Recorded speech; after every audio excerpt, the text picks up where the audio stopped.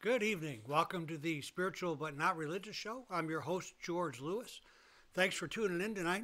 We got a really great show lined up for this evening. At first, it may seem a little out of our ordinary kind of show, and it is, but I think you'll see how we can tie tonight's show into our spiritual theme.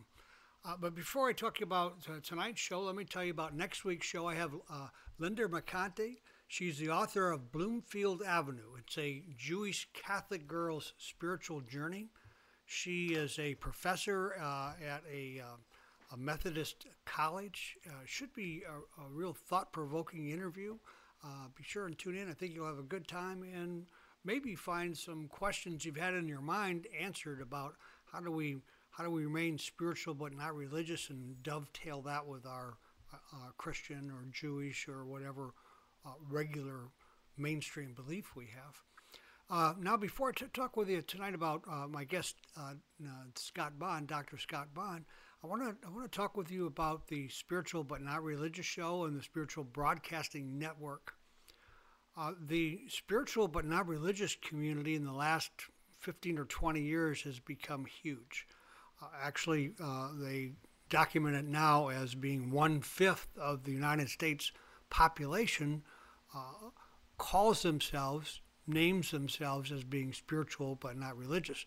Of course, within the frame of that spiritual but not religious, you're going to find all different varying ways to see what that spiritual but not religious means.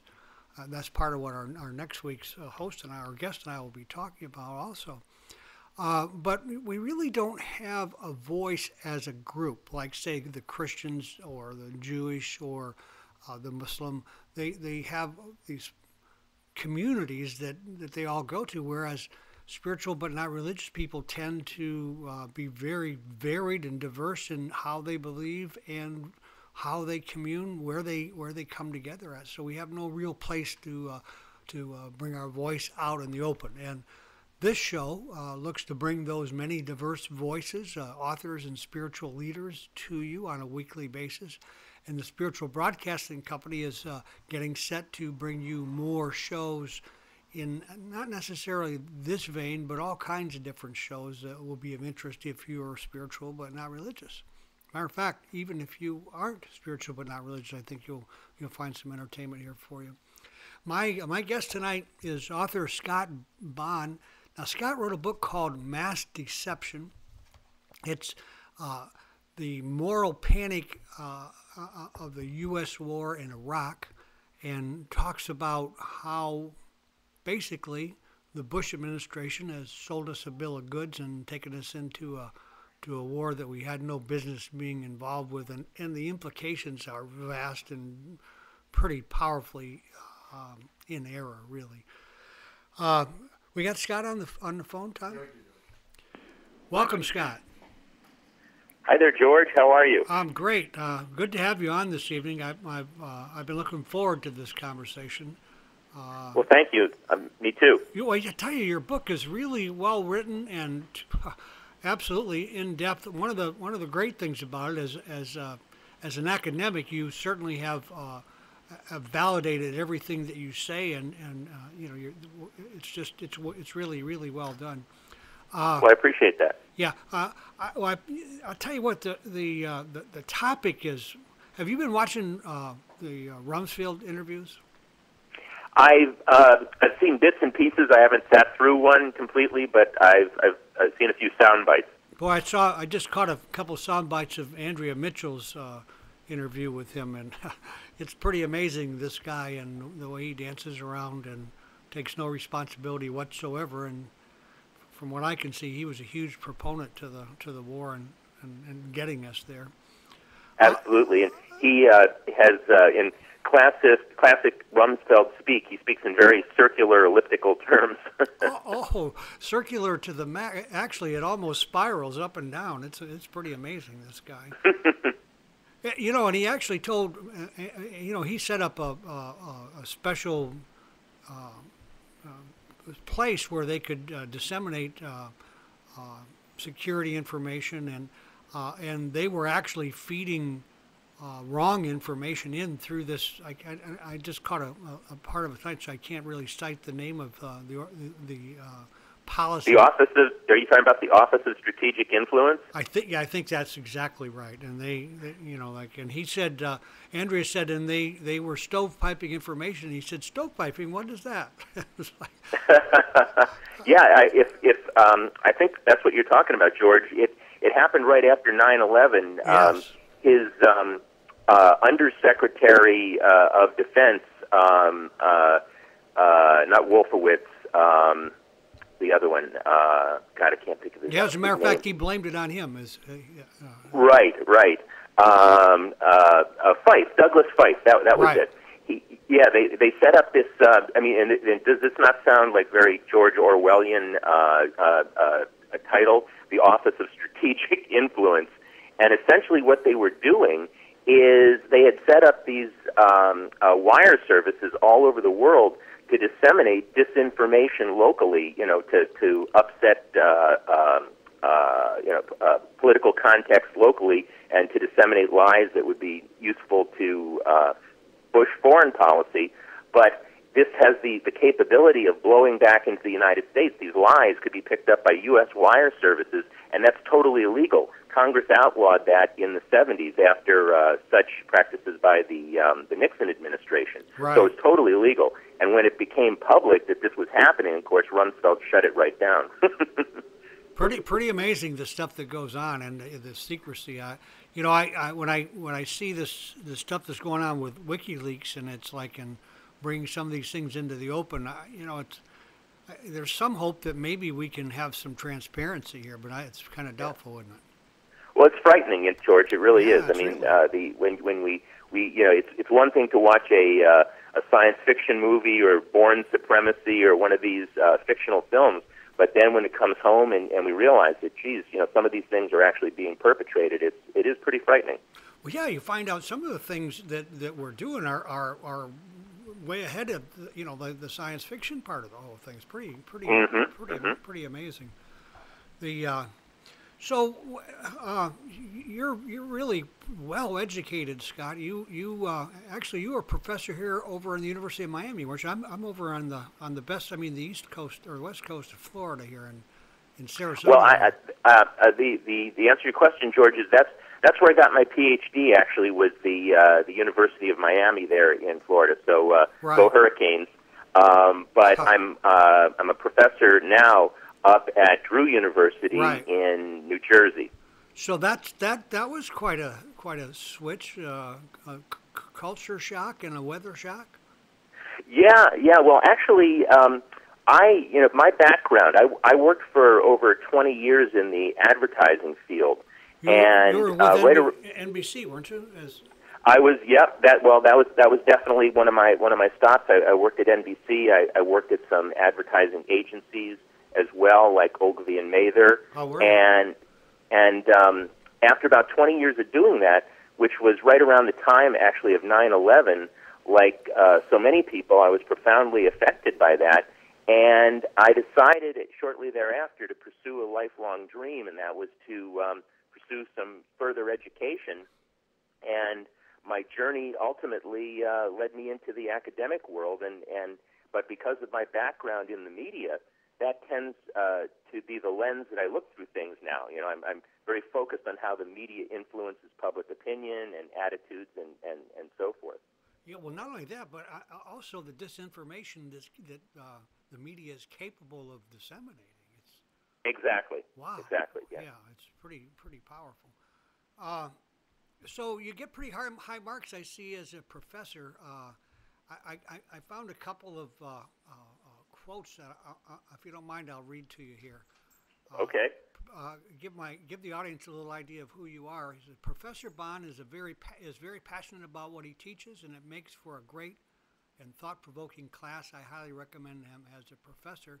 And the second one was, this guy is a great teacher. He's kind of dorky, but he's a real nice guy who's really passionate about what he does and genuinely cares about his students. And I was thinking, that kind of dorky thing, I guess I got that going for me too. I think that happens down the road, somewhere. But Yep. everything Yep. everything I can see, Scott, people are just they're impressed with you and your integrity and who you are. Where were you raised? I was born in Pennsylvania, actually York, Pennsylvania, which is where my mom is from, near Harrisburg, and grew up in Ohio, in Cleveland. My dad was in broadcasting, but on the engineering side, he was an audio engineer in both radio and television. So that's probably why I was attracted to the media. Sure. And I originally went to Kent State in Ohio, where I received my bachelor's degree. That was after the Kent State shootings, right? Yeah, but not that long after. I was there from 75 to 79. Oh, so wow. Right. not that long after the shootings. So the effect was still there then. Oh, absolutely, absolutely. And I was influenced. I'm just going to give a shout out to a man I respect so much. His name is Jerry Lewis, who is he was a professor there at Kent State, semi-retired now, and he was one of the peace marshals who actually settled things down there on May 4th and kept things from escalating perhaps even further. And he was so profoundly moved by that day. He's spent the rest of his career studying crowd violence and hooliganism at soccer matches and football games and so forth. And he's the one who really turned me on to sociology. I have to say, all the way back then. And so he's a great man, and we've stayed in touch. And he knows about my new book, and he's very proud. And so it's just he's a great guy. Pretty nice to have had a mentor like that. Absolutely. Yeah. So you don't get too much association with that with AC/DC, that hard rock band, do you? Bon Scott. That's right. Yeah. That's right. I'm a big AC/DC fan. As a matter of fact, I'm an old rock and roller. Well, we all are, I think. But as my student says, I guess I'm a dorky rock and roller. We're dorky. Listen, we're definitely dorky. We might have been hip, slipping, and cool at one point, but boy, we passed that a while back. So did you see that two Vermont towns Tuesday approved a measure that would instruct police to arrest George Bush and Dick Cheney for crimes against the Constitution if they come there? I didn't see that, but I'm pleased that they did. That's a move in the right direction. Well, if nothing else, the one thing that we for sure can see with what's gone on in Egypt is that our voices count when we put them together. Oh, absolutely, absolutely, and that's where all real change really comes from, real transformation, that grassroots power of the people coming together. That's right, and I'm a big believer in the connection of people, and I really think that's what spirituality is a connectedness between people, and that's why when I see lies and deception being disseminated by those people in charge, I find it very disturbing. I totally agree. This whole thing about spirituality, if I can't bring it down in here into my day-to-day living and bring it into my human life, then I'm not sure what I really have. As far as spirituality, I think it really has to play right here in how I act and treat people that are around me. You're a criminologist, right? That's right. Well, I'm my Ph.D. is in sociology, but my area of concentration is in criminology, which is a specialty area within sociology.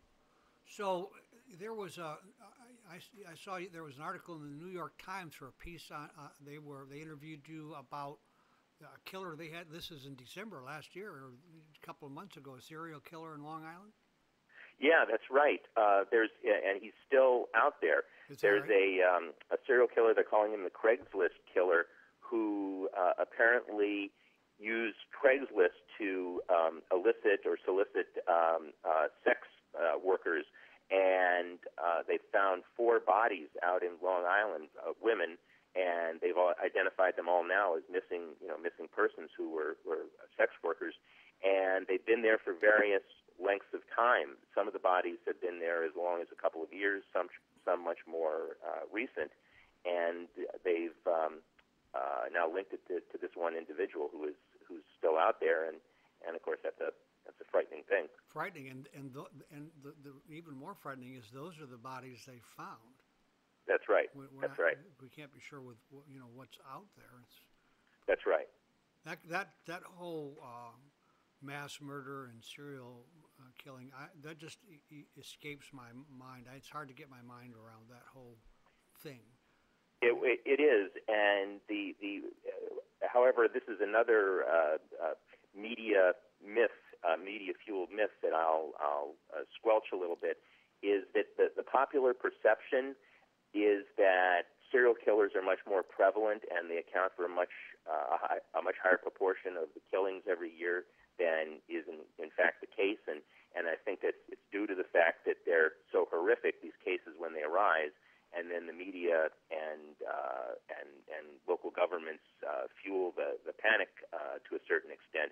But fortunately, the number of killings due to serial killers is actually just a tiny, less than 1%, less than 1% of the killings in any given year are due to serial killers. Well, that's good news. Well, part of the problem is that as audiences, we love to be sensationalized.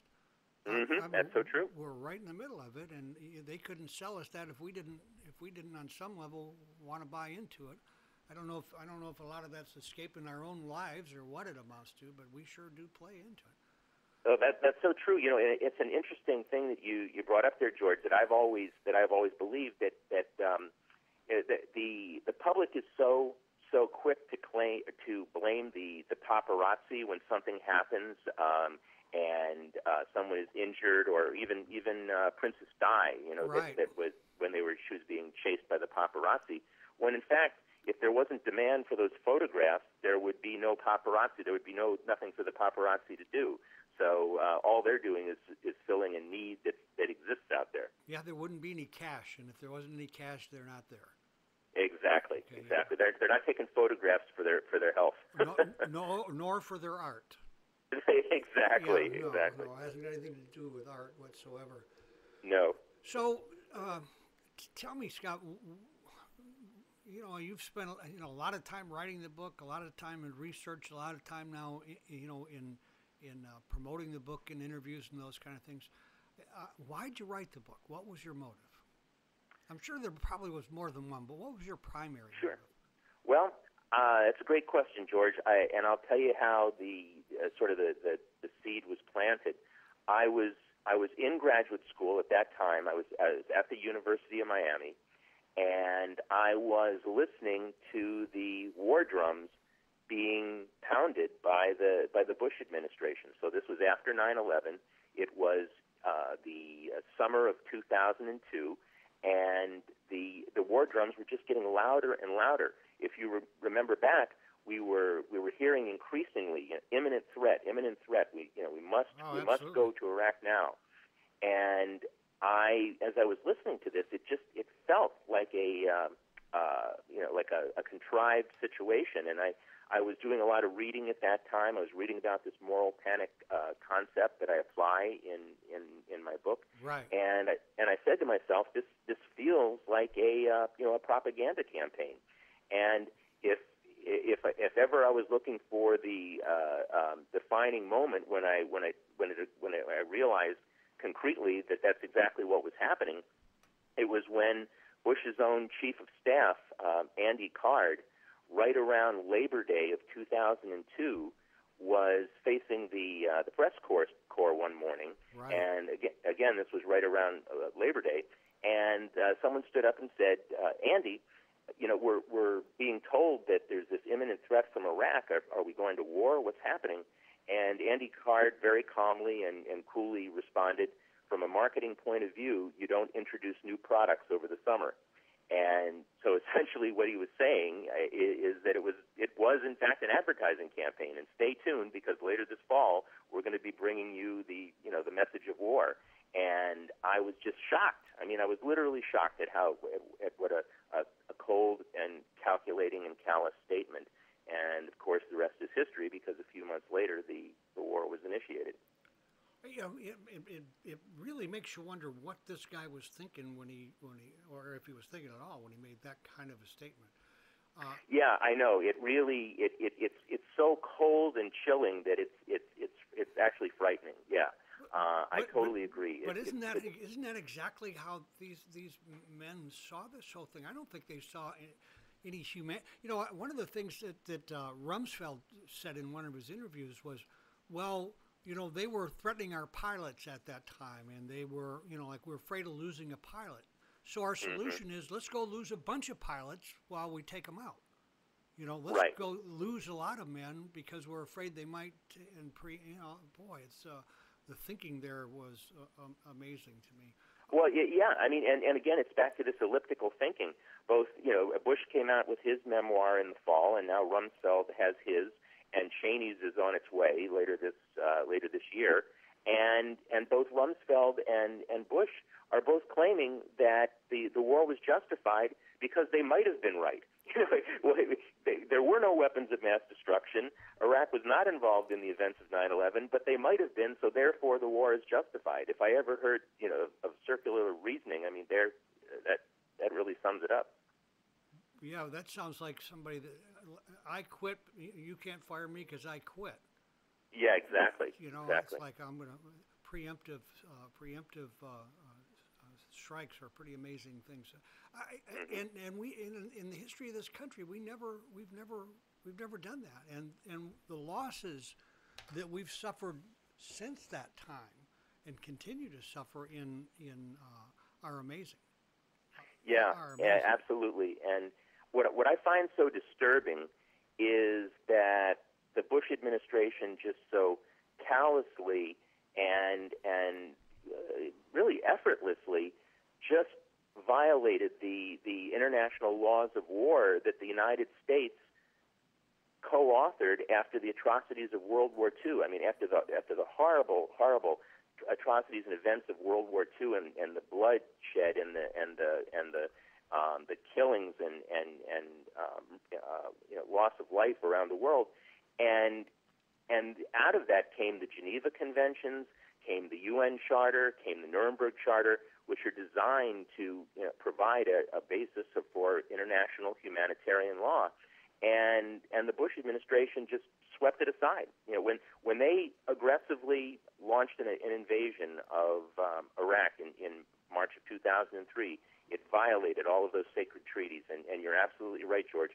No, that has never happened in the history of the United States prior to that. No, not prior to that. And it really took us down many notches as far as how other countries, other peoples view us, and rightly so. You know, I mean, rightly so. Yeah, absolutely. So you have an interesting concept you call critical communication theory. Tell us what.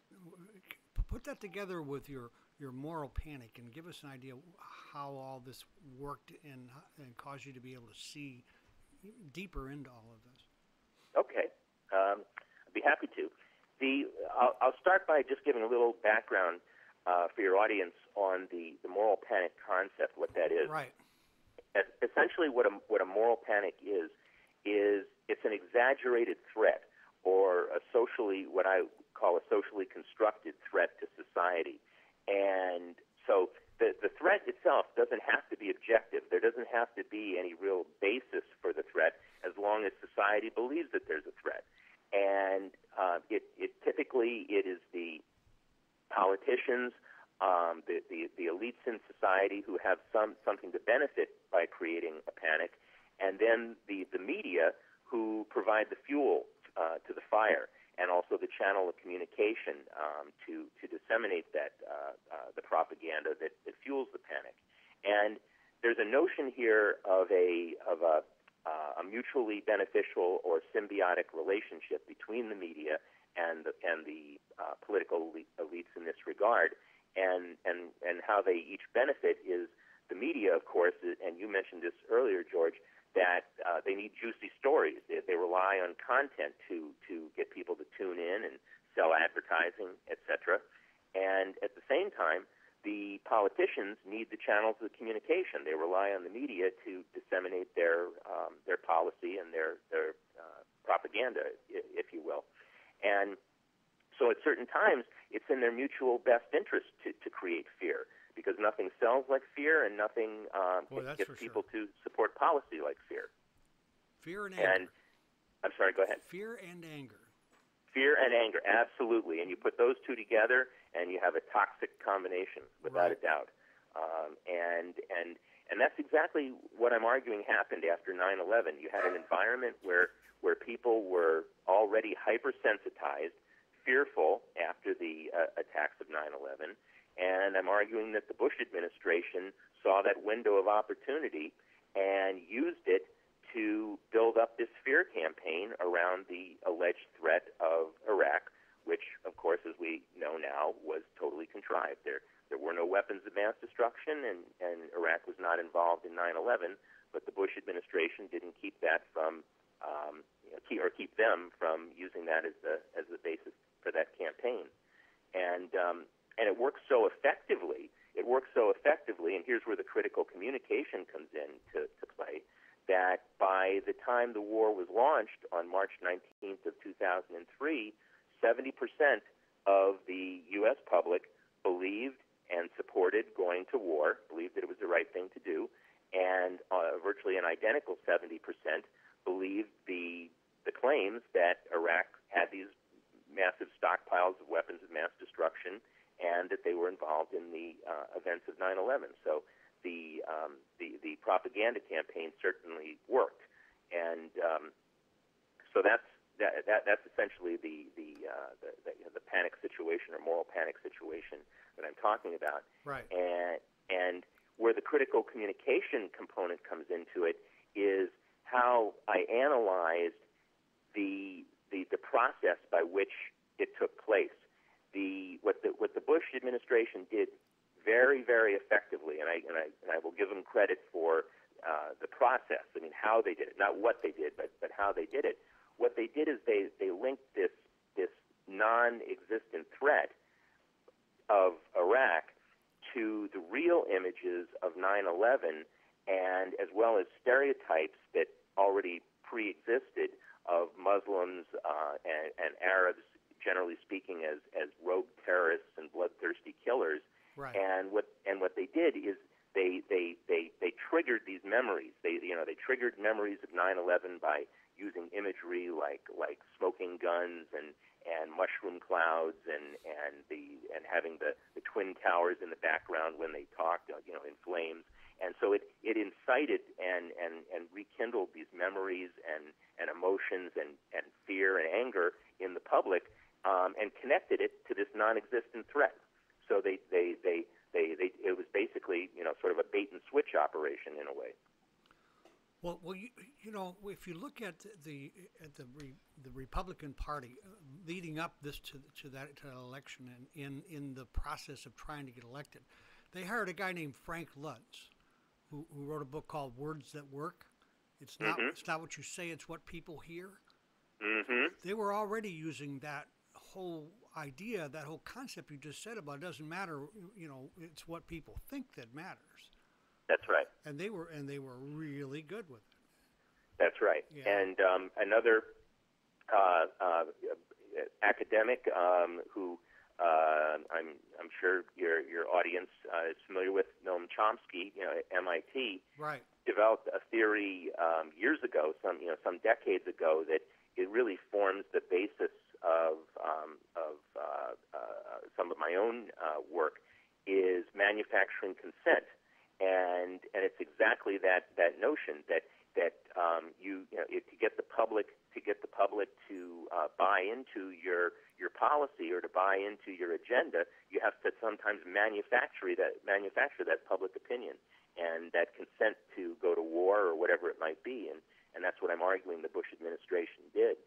And so one of the ways that I looked at this, George, your audience may be interested, is that I looked at the rhetoric, the actual words of the Bush administration, how they changed over time, and how they began to reference Iraq after 9/11 in terms like rogue killers, madmen, evildoers, etc. Evil empire. And, yeah, evildoers. Remember, Yeah. we heard evildoers a lot, and Yeah. and axis of evil, of course. And then what I did is I looked at this rhetoric and how it accumulated prior to public opinion polls that were administered by the Gallup poll over several years leading up to the war, in which Gallup from time to time would ask the public in these polls, do you favor going to war in Iraq? And as the rhetoric changed, as the rhetoric dialed up and became ever increasingly punitive, inflammatory, and as the sheer volume cranked up, what happened was that public opinion directly mirrored the rhetoric. So as it cranked up, public opinion went right with it.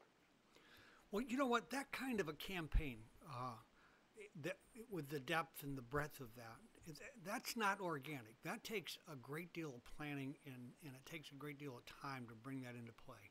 When do you think that this whole idea of invading Iraq came into being, something that was solid, that you could really say, hey, this is a decision that we've made? Is there a point you can point to? Is there a place you can say, hey, this was the point? Well, there's two parts or two answers to that question, George.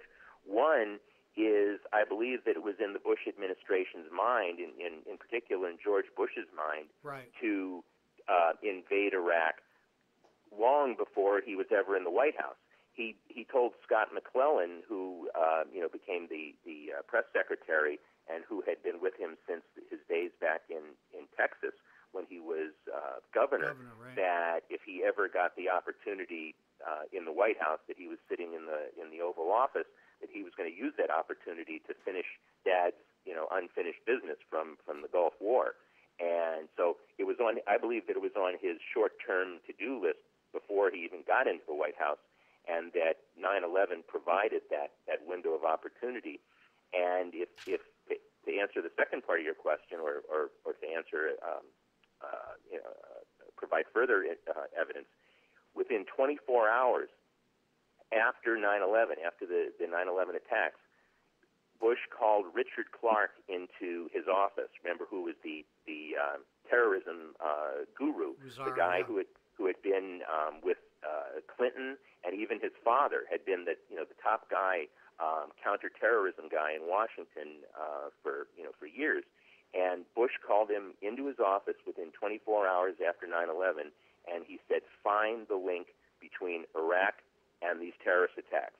He didn't say, is there a link? He didn't ask the question, is there a link? He didn't say, look for a link. He said, find the link. Make sure even if it's created, is what it sounds like. Oh, absolutely. Yeah. And that brings us. Remember the Downing Street memo, right, which was British secret intelligence. It was leaked. It was leaked in 2005 to the London Times, but in 2002, as this propaganda campaign was being written, the British intelligence, and this was within their own discussions, acknowledged the fact that they knew even then that the Bush administration was willing to do whatever was necessary, including fix evidence around Iraq in order to justify an invasion. So even British intelligence knew before the war began. Pretty amazing. So, we've got people. There are a couple of people here. We're talking about Bush. We're talking about Cheney. We're talking about Rumsfeld and the crew. But how much do you believe that the political party itself played in this? I mean, do you think the Iraq War could have happened if there was a Democratic White House at that time? Well, let's put it this way: the inner circle, Bush, Cheney, Rumsfeld, in particular, some of their key lieutenants like Wolfowitz, Douglas Feist, were definitely in on this this campaign, if you will. Right. To his chagrin, at this point, Colin Powell, was also brought into it, but he was brought into it kicking and fighting. He resisted it as long as he could, but ultimately, he was brought into the inner circle as well, or I shouldn't say brought into the inner circle. He was brought into the the point of view. And he was the one who actually put the final nail in the coffin with the United Nations. Right, with his speech there. Right. A couple weeks before the invasion, which I think he now regrets. But so it was definitely on their agenda.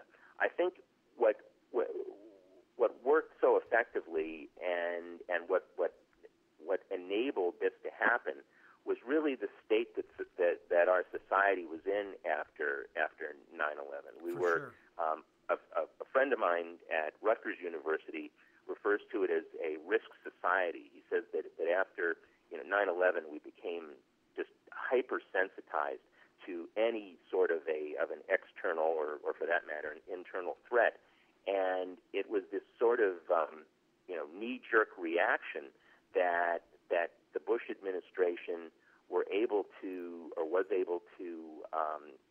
build this or construct this house of cards, this threat, but no one was willing to criticize them. The media, I think the media themselves were afraid to look very critically at this or to ask difficult questions. I think that's also the reason why the Patriot Act was pushed through so quickly without really any scrutiny. Yeah, everyone was afraid of looking unpatriotic and looking as if they were un-American, because once again that played right into the ideology that the Bush administration constructed after 9/11. If you recall, it was basically us against them, good against evil, black and white, and you're either with us or you're against us. Yeah. Well, the other part of that is there were a lot of accusations flying around about being unpatriotic that played into that. They used that pretty powerfully. Oh yeah, well even the Freedom Prize. Remember when France refused to go along with the build up to war and the invasion. There were those in Washington who refused to refer to French fries. They became Freedom Fries. Freedom Fries, yeah, it's pretty amazing. It's really amazing. Listen, do you think we got sold a real bill of goods there? Do you think that some of that's happening now with the Obama administration and this Afghanistan stuff? Yeah, well, something, George. I really hope better from Obama. I really did. I during the campaign, it seemed that he was really opposed to the Iraq War and was committed to ending that. And I hope that he would follow suit with Afghanistan. But instead, we're escalating the situation in Afghanistan. Yeah. And the last time I checked, Osama bin Laden has been gone for a very long time. And so, yeah, I do believe that that we're in a contrived situation there. I'm very disturbed by the fact that he's referring to it as a war of choice, or excuse me, that he's saying that it's not a war of choice, it's a war of necessity. Yeah. And that's just absolutely wrong. It is a war of choice, and it's his war of choice. So do you think that maybe that we need to follow the money and see who benefits from all this massive federal spending that goes on? Well, without a doubt, and we know who that is, and that's the military-industrial complex, and you can start with Halliburton and just work your way on down. Oh yeah. Yeah, there's clearly people are getting and institutions are getting wealthy as a result, and something that perhaps your audience realizes, but it bears repeating, that the United States spends as much as the rest of the world combined every year in military spending, and we have such concerns, or politicians talk about threats from potentially from China or from North Korea or Iran, and in fact those countries spend just a tiny fraction of what we spend. Even China, we represent 50% of all military spending in the world. China is number 2, but they only represent 8% of military spending. Really? And and therefore the others, Russia is about 5%, North Korea is 2 or 3%. So I mean, our spending dwarfs what the rest of the world is spending. Somehow or other, we must stop playing Big Brother into the world here. I mean, we do some things that are unconscionable. Yeah. Well put, George. I totally agree. Yeah, it's amazing what we do. So, you know, one of the things that when you look at how, you know, the American public was sold this bill of goods, obviously fear and the connection with 9/11, but I think, you know, when I look at this, I wonder if religious beliefs and some of our religious history didn't play pretty powerfully in this, in kind of an undercurrent.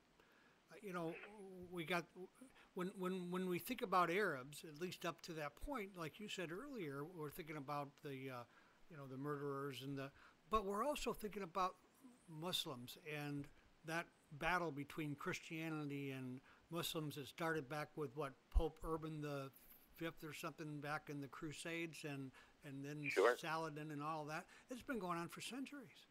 Oh, sure, And of course. You know, I mean, we're talking a couple thousand years, and I mean, I'm not a theologian. I'm not an expert in religious history, but right. but I will say this, that, and you know, looking at it from a communications or sociological perspective, that Islamophobia is a big part of this. There's no question about it. You know, and Islamophobia has been defined, or the definition I use is an irrational fear and loathing of Muslims. You know, and with the key word being irrational. And we oftentimes think, because of 9/11, that Islamophobia really emerged and raised its ugly head after 9/11, but that's really not true. No. It's been documented that it's existed here in the United States for decades prior to 9/11, and a lot of it goes back to the media once again, and even pop culture, films and books and so forth that have portrayed Arabs and Muslims as these bloodthirsty killers and terrorists, and so forth. And the Bush administration simply exploited that. They used these pre-existing stereotypes and images that were already out there, and just grabbed a hold of them and exploited them to their advantage. Well, yeah, that's exactly my point. And then we had Christian churches who were really helping that exploitation. Not all of them, but some of them were. You know, they were saying some pretty dreadful things from the podium. Oh, without a doubt. And I should add to this, and once again, your audience may be interested. I live in Manhattan, and I live literally just a couple of blocks from Ground Zero. Wow. And I mean, I could practically throw a stone into the hole. Uh-huh. And so this summer and into the fall, when this controversy was raised over the cultural center, the Islamic Cultural Center proposed to be built here, right. I went to some of those the protests. I wanted to hear what was being said, right. And I will tell you that it was blood curdling. Some of the things that were being uttered and shouted, and the signs and so forth. It was very frightening. Very frightening. Well, yeah, and you look at the woman that came up to Obama and got in his face, and I think almost shook her finger and said, "You're an Arab." Yep. Yeah, I mean, yep. that connotation is really, it goes really right down to our spiritual beliefs, our religious beliefs. Without a doubt. And then there are those who really seek to exploit that, and people like Sarah Palin, for example, who loves to make the reference of Barack Hussein Obama, right. with the emphasis on Hussein, as if he is different, as if he is not an American, and so forth, and the attempt to demonize and stereotype. Well, yeah, and I, honestly, you have to really recognize, I think, that a lot of this agitation that coming from the right, as far as Obama is concerned, has its roots in in black prejudice. Oh yeah, racism, without a doubt, without a doubt. Total racism covered with some kind of what looks like a better motive, and it's Yeah, exactly. It's like almost a perfect storm of prejudice, on the religious as well as racial. So, one of the things that I'm curious about is that we've got Obama. I like you. I was really hopeful with him, and in some areas I'm pretty disappointed. Mm-hmm. One of them being, he's a pretty astute lawyer. He was a professor. Mm-hmm. What do you think about the fact that he hasn't pursued anything around this idea of war crimes when they're so blatantly in front of us? Right. No, great point. And he's gone so far as to literally sweep it under the rug, and has said we're not going to look backwards. We're going to only look forward. And by not looking backwards, he means we're not going to investigate the Bush administration, which is to me is unconscionable. I mean, here we have individuals who literally have committed crimes against humanity, and who not only have gotten away with it, but are now flaunting it and making millions of dollars by writing their memoirs. I don't know if you know this, but Bush got a $7 million upfront contract for his memoir before he even put pen to paper. Wow. Or someone else put pen to paper for him. Right. And which it's blood money. It's essentially blood money. And the reason for it, Obama is maintaining the status quo, is what he is doing. And I think even in regard to his policy now with Afghanistan, I think he in order to get reelected, he is trying to appeal to conservatives, and I think what he's even looking for in Afghanistan is something that he can serve up and sell as a victory. Now, what victory would look like there, I don't know, and I don't think he does either at this point, but he's looking for something to serve up as a victory. And so he's simply maintaining the status quo. He doesn't want to make waves. He doesn't want to make enemies. But he's doing a tremendous injustice because, as a famous philosopher and poet once said, if we don't learn from the past, we're condemned to repeat it. Absolutely.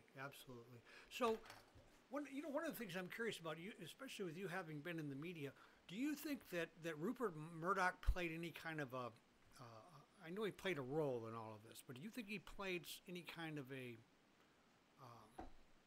collaborative role in this drumbeat, this lead up? Because the media played a really strong role in all that. Absolutely. I mean, the Fox News has is almost like the mouthpiece of the of conservatives, right? And so certainly they were pounding the drum as loudly as possible to the build up to the war in Iraq. But I will say this, George, because my analysis, when I looked at the rhetoric of the Bush administration leading up to the Iraq War, I actually used as a source of my information, and where I got the rhetoric from was actually the New York Times. And the reason that I did that is, well, a couple of reasons. One is it's ubiquitous. It approximates a national paper, the largest total readership of newspapers in the United States. But more importantly, it has the connotation of being a left-leaning newspaper, more liberal newspaper. Right. And I thought to myself, if I'm going to look at the Bush administration's rhetoric, why not put my hypotheses to a more stringent test? So rather than going with a conservative news source, I went with a more allegedly liberal news source. Right. And again, just to clarify for your audience, what I analyzed was not the words of the reporters, not what they were saying, whether we should go to war or their opinion, but rather the specific quotes and words of the administration as reported in that particular medium. That's pretty, you know, the power of the media is pretty amazing, and of course, you know, like I read somewhere that there are what, six conglomerates that really control all the information that we're fed. Six companies that control approximately 90% of all media outlets in the world. Wow. The Bertelsmanns and Sony, Viacom, you know, et cetera, the giants. Do you have any idea how they break down as far as their leanings, left or right, or? Well, we certainly know the News Corp, you know, Fox, is certainly right leaning. Right. Some of the others, it almost depends. It almost depends by you know, by not conglomerate itself, but by news outlet within that. So, for example, I used to work for NBC, right, which is owned by General Electric, or actually, you know, in the process of being sold. But NBC has a more of a reputation as being a left-leaning network, right, and yet General Electric is a pretty conservative company. So I don't know that it's always, you know, you can't always determine the political orientation. I think Fox is one that is pretty clear. So do you think that's because, in part because, like, General Electric's owned not by an individual like Rupert Murdoch, you know? Yeah, I think that has something to do with it. Yeah, in the case of News Corp, I mean, Rupert Murdoch has steadfastly maintained, and will tell anyone who asks him that he's one of the most conservative business people on the planet. So he's pretty unabashed in that regard. But you're right. Yeah, the others represent more, you know, a board or a group, as opposed to, whereas News Corp is really the you know, the brainchild of Murdoch. So, what is going to assure us, or I guess assurances are kind of something that I'm not even sure are possible in these days, but what's going to, going forward, what have we learned that can keep us from taking a similar path again? Well, it's a great question, George, and I like to think that the big message of my book is, let's not get fooled again. And the way that we can learn from this is, the next time that we are told that an imminent threat exists, and there's a drumbeat of hatred and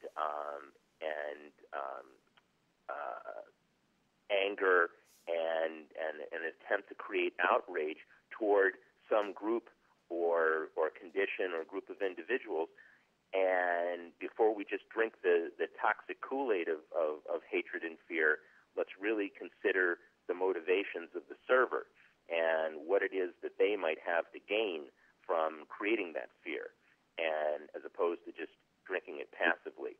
And any time that there's a rush, you know, where the Bush administration was very quick to tell us that we had to act right now, because if we didn't act right now, there was going to be terrible consequences to pay in the form of a mushroom cloud, for example. Well, next time we're told that we have to rush off and eliminate some evil somewhere, I think it's important to stop and ask ourselves, you know, why this is. Is there any objective threat? Is there an indication that a threat really exists, and not just accept it at face value? Yeah, the challenge, I think, in that is, one of the challenges, that there are many, is that, you know, a part of why we got sold on this stuff is because it played to some of our own anger, fear, our own, you know, we got to live out some of our stuff we'd like to live out with our neighbors, you know. Yep. And that's always going to be there. That's why I think, you know, that what I believe spiritually is so vitally important to this kind of a circumstance. One of the things that the major religions, gosh, their rhetoric is awfully warlike to begin with. That's true. And as long as I'm thinking in that vein, it's going to be easier to pull me down that kind of a path. So that's true. And again, as we talked about a little while ago, the reason that this moral panic worked after 9/11 was because of the context that it was presented in. Yeah, it was presented in a very fearful environment after those terrorist attacks. So it was if you were going to create a panic situation, what better environment and context to do it in? And something else that I think bears stating, and I've always felt this was very sad and ironic, is people who are filled with the most hatred and fear toward the other, and whoever the other might be, racially, religious-wise, whatever, are oftentimes people who have never even had contact with that group. And so again, it's the fear of the unknown. In sociology, we have a perspective. It's called contact theory, and what that is when groups come together who may not have known one another to begin with, and actually there may have been trepidation and fear. When people come together who are willing to compromise and who are willing to meet one another on an even field or an even plane, and have some sustained contact with humility, then oftentimes these prejudices break down. This fear and prejudice tends to break down. And but when you're served just rhetoric of fear and hatred once again in a context where you don't know the other, that's where oftentimes these panic situations can arise. Yeah, and I'll tell you, we're really seeing that play out with the internet now, in especially in like places like Egypt. Now that the general public has had contact with us through Facebook and all these, some of Twitter and other social media, it changes the viewpoint towards who we are. And instead of being fearful of us, they want what we've got. Well, something that's so interesting that you brought that up, George. I use Facebook quite a bit to communicate and to put out hopefully some hopeful messages and things for people to consider. And I've been able to generate a fairly sizable group of people now around the world who are willing to discuss issues on my Facebook page.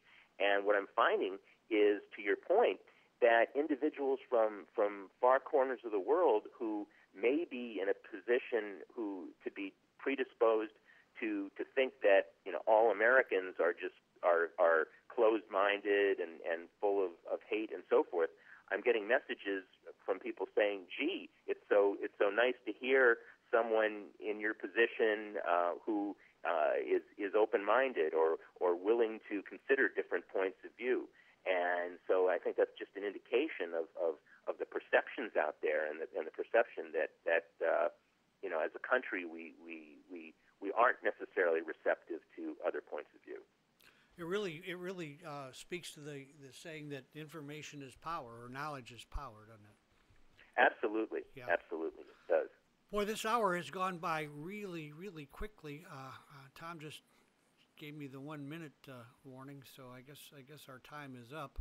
I'll tell you, Scott, I've enjoyed you. I've enjoyed meeting you. You're a really personable guy, and I appreciate your intelligence and what you've done in your book, Mass Deception. I really recommend. It's for sale on our website. It'll be for sale on our website, and we'll send you a link. We'll get this interview up on YouTube and a few other places where people can hear it. And I appreciate you taking your time, and I hope your book sales soar for you. Well, thanks. Yeah, the full title is Mass Deception, Moral Panic in the U.S. War on Iraq, and I appreciate you having me here this evening, George. I really enjoyed it as well. You got another book in the works? I do. I'm going to do a follow-up. I want to take a look at events since the war took place, and take a look at the post 9/11 environment, and probably look at the Obama administration now as well.